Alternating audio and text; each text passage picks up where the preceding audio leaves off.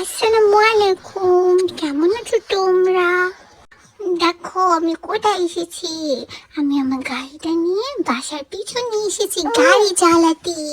আমি গাড়ি চালিয়েছি, ফুটবল খেলেছি। ফুটবলটা আমাকে রেখে রেখে দৌড় দেয়। এখানে দেখো একটা ফুল দেখেছি আমি প্রথমবার, কি সুন্দর না? তারপরে আমরা বাইরে বসার জন্য একটা ম্যাট বিছিয়েছি। তারপরে গাড়ি চালিয়ে আমি গাড়ি থেকে নেমে গ্রিল করেছি। Heute, wie geht es Ihnen heute? আমি তুলহান আলী হাসান। দেখো আজকে কত কাজ করতেছি আমি একাই।